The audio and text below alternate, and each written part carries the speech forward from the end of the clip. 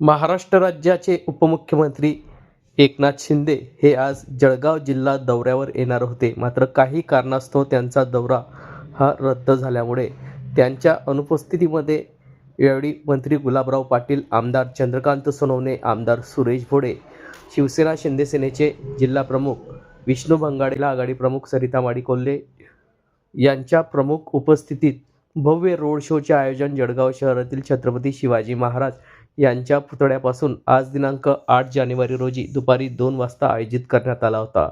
हा road show Jalgaon शहरातील छत्रपती शिवाजी महाराज यांच्या पुतळ्यापासून चित्रा चौक मार्गे सुभाष चौक मार्गे घाणेकर चौक मार्गे टावर चौक मार्गे नेहरू चौक मार्गे डॉक्टर बाबासाहेब आंबेडकर यांच्या रेल्वे स्थानक येथील पुतळ्यास अभिवादन करत हा रोड शो समाप्त करण्यात आला. यावेळी महायुतीच्या जास्तीत जास्त उमेदवारांना विजयी करण्याचे आवाहन मंत्री गुलाबराव पाटील यांनी या रोड शोच्या माध्यमातून यावेळी केले आहे. खरं म्हणायला गेलं वेळ भरपूर झालेला आहे. जवळपास 11:30 वाजल्यापासून शहरातून आणि खेड्यागावातून सुद्धा बरेच लोक या ठिकाणी उपस्थित राहिलेले आहेत. परवाच्या दिवशी माननीय मुख्यमंत्री महोदयांनी या शहरामध्ये येऊन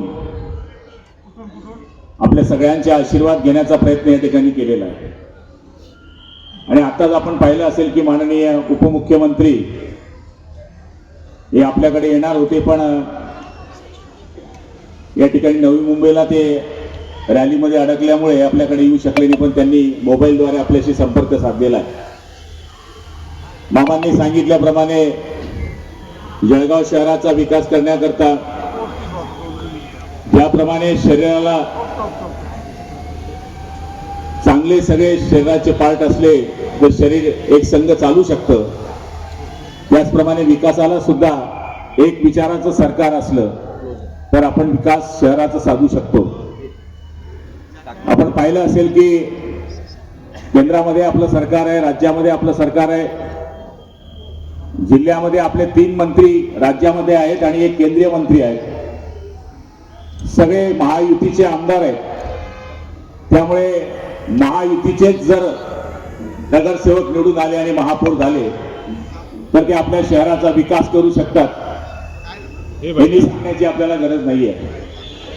मागच्या काळामध्ये सुद्धा राज्य सरकार असेल, राज्य सरकारच्या मार्फत आपण बरेच पैसे या शहराकरता आणण्याचा प्रयत्न केला. आणि आपण पाहिलं असेल की डीपीडीसीच्या मार्फत सुद्धा राजू मामांनी सांगितल्याप्रमाणे वाटेल तेव्हा चाबी लावतात नाही पैसे काढतात. त्यामुळे 150 कोटी रुपये आपण मागच्या 5 वर्षामध्ये जळगाव शहराला देण्याचा प्रयत्न केलेला आहे. आज आपल्या या रॅलीमध्ये शिंदे साहेब येऊ शकले नाही, पण प्रचंड प्रतिसाद जनतेने या ठिकाणी दिला. महायुतीच्या बाबतीमध्ये लोकांनी मानस केलेला आहे की इथं महायुती निवडून येणार आहे.